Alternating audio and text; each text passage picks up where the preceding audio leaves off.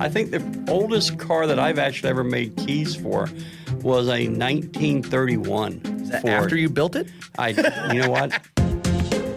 Welcome to Access Granted, a peek inside the real-life stories of physical security professionals. Now, here are your hosts, Justin, John, Ryan, and Brandon. Hey everybody, welcome back to the podcast. This week we're going to talk about car doors and car door fobs. And funny and interesting stories about that never end because, boy, they're getting more and more technically advanced and people are getting more and more technically dumber. So, Ryan is our lead car guy. Dalton's not going to like to hear that very much. But Ryan, why don't you go ahead and tell us If everybody saw how many calls I get from Dalton asking questions about cars. He's a good boy. He is a good boy. But, we've been doing cars probably, I would say, since March, April for sure. I would preface that with started doing cars again. Yes, Historically, yes. we did cars, but we've just got back into it. Yes, our grandfather got older, did not like being woken up at 2 a.m. for a drunk with no money to be let into the Spending money car. on certain equipment. Or having guns pulled on them. Or having guns pulled on Lots them, of stories about cars, that's for sure. Always a funny thing because the last person to touch the car is the person responsible for every little thing that happens to a car from that time forwards. Right, your muffler started making a loud noise, that's got to be the guy that made your key. That's for sure. Right. So in the last... Also, let me just put this out there right now because I did have a customer come in one day and I made them a new key that they brought into the shop, the key. All I had to do was cut it and then program it to the car. And they got very mad at me when I was done because the remote start button didn't work. I said, I remember that. Ma'am, does your original key have a remote start button? No, that's why I brought one with a remote start to get it added in. And I'm sorry, I'm just going to tell everybody, if it did not come from the factory with a remote start, it will not be added in just by getting a new key fob that has that button. Cars are very smart now. We have smart cars, but that is not a feature we can add from adding a key. So, yeah, I mean, we've been doing it, like I said, John did it way back in the day when it was there was no such thing as a chip key. So why don't you kick off with how it used to be, and Ryan will finish up how it is now, and we can compare. A chipped key back then is when you broke the key off, right? I think the oldest car that I've actually ever made keys for was a 1931 Is that Ford. after you built it? You know what? I think that's the oldest one I ever made. Back in the old days, they were, locks were mechanical.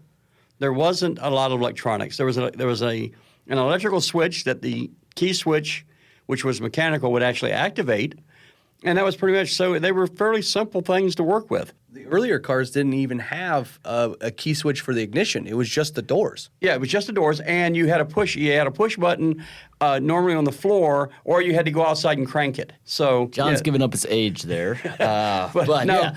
He used to drive his car like Barney Rebel. So we had all kinds of different mechanical locks until about the late 80s, early 90s when like the VAT system for the Corvette came out. And then we had to start learning more about electronics. And immobilizers. And yes, and immobilizers in cars. And then the next thing that came was airbags. And that's pretty much when my father decided that he really didn't want to take on that responsibility or liability. It's because we still had the mechanical locks, and we had to take the steering columns all the way down to where we could pull the lock out of the steering columns. And when we did that, that meant we had to disengage the airbag. Mm-hmm. And we had several instances of people not paying attention to detail. And when they went to put the horn ring and so forth back in, they would short the airbag, and the airbag would explode.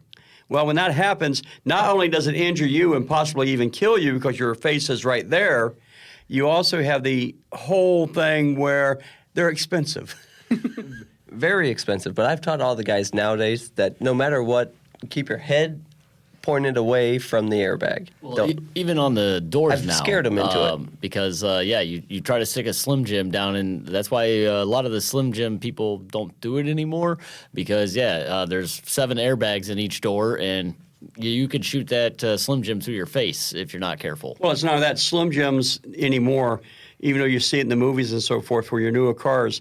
They've protected the locks with boxes and everything else and the linkage so that you can't access it that way. And we've moved away from the strictly mechanical linkage that was connecting the locking device and the handle. We've now moved to electronic. Everything's just activating a electronic lock. It's just a switch, or a lot of times it's gone over to a wire, which you can't grab let's say very easily. your Audis, your BMWs, there are more wires in that vehicle than most people's homes. So yes, they are very different from when John first started. But again, we kind of got into it on some of the other episodes about our grandfather going out and having guns pulled on him, or drunks not having any money at 2 a.m. when they call them out to open their vehicle because they've lost their keys. Ryan, what have you ran into lately? And I would say in the this year, since we've only been doing it, got back into it. Well, there's always crazy people when it comes to cars. Always crazy people when it comes to cars. It goes back to what we were talking about last week, how, are you going to protect your $300,000 home with a $20, $30 deadbolt?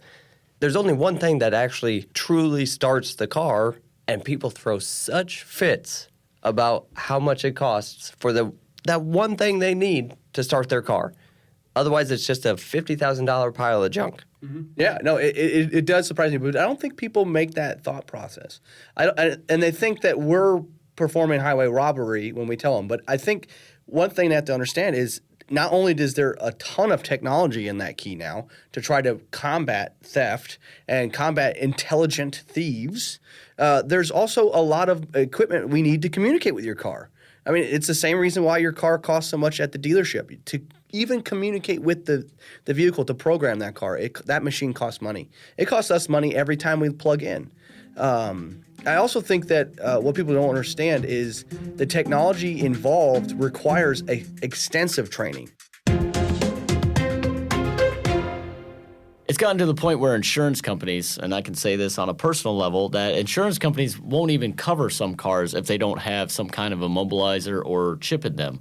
I was recently dropped by we won't name the company, but they dropped me because my car was one of the, I don't even want to tell the world this, but one of my cars that is very easily stolen, apparently. Very easily stolen. And so we also like to say Brandon did get the recall to fix that problem. Yes, I did get everything on my end taken care of as far as the company, but the insurance company still said, we don't care. So, it's getting to be that point where some of these older cars you see on the road, if it's not a classic that's got some value to it, if it's your 92 junker, you may not even be able to get insurance on your vehicles anymore. Just so we're clear, a classic car industry insurance will insure a car from 2004. That's now considered a classic car.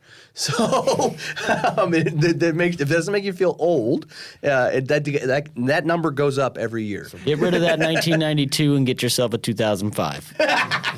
Well, here, let's do this. Since it's so new for our customers and everything, Brandon, what does the customer need to know when they call us? Because you're going to be the one to answer the phone, or someone in the shop's going to be answering the phone. What information should they be giving our guys? So when does you the call purple car matter? When you call in for a car, an opening, it is best, and I don't even know how people don't know what they drive, but it is best to know what kind of car you drive. Year, make, and model. The year, make, and model is always what we ask, and then the color, because if we're going to a parking lot, yes, it is easier to track down the color. But the most important thing we're going to need to know is the year, make, and model. Back up 1 second. The most important thing is, do you own that car and have proof? That is a big one. A lot of people call and say, it's my son's car. It's my wife's car. Okay, but do you have proof that you're allowed to make keys to it, or, get into it? That's one of the things that I'm amazed that people don't understand. If it's not yours, I can't open it. But we have the same issue with opening houses. Exactly. I was just going to say, there was a locksmith, I'm going to say 20 years ago, who did not meet somebody there, and he, unfortunately, during the day, rekeyed the wrong house. He rekeyed the neighbor's house. So he gained access to these people's home that they did not that they were not aware of. He went in tromped through their whole house, rekeyed their whole house for them, and then left. And when they came home, they couldn't get in. So that is a huge liability. So that is why, and not just when we get to a car, we also make sure you have your driver's license or an ID. The next thing I think that we should really touch on, how close do you want that individual while you're programming the car? Should they be in the side? I want them right on my lap. That's what I love. Yeah, so basically, I want the customer close enough to be able to observe us, but we don't need you to hold the flashlight, and we don't need you to do that. Actually, our business insurance recommends that you don't. One thing I do want to add, though, with our business model is if you do call us, even if we're busy, we will try to drop everything to get your child or pet out before the police show up and smash your window out. And we do that free of charge if there's a pet or a child in the car. No, it is important to us because we do feel that. I mean, sometimes you may call us and your emergency isn't always ours. But in that case, when someone's entrapped, that isn't a true emergency for us. Right, unless it's one of my children. If one of my children is entrapped, we have an issue. You raised us wrong then. All right, guys. Well, I appreciate you hanging out with us this week as well. Keep coming back for more. We're going to try to put one out every week or 2 weeks for your listening pleasure. Does anybody have anything else they want to add for this week? No, I'm excited as we go forward with this podcast. I think it's going to be a great way for us to educate our customers, explain some of the stories, and get to know the industry as a whole. And if we are talking about you and you recognize that story, we will change your name. So, thanks, guys. Appreciate you hanging out. Thanks for listening to Access Granted, a podcast by J&J Access and Security in association with TAG. For more information about J&J Access and Security, visit jjlocks.com.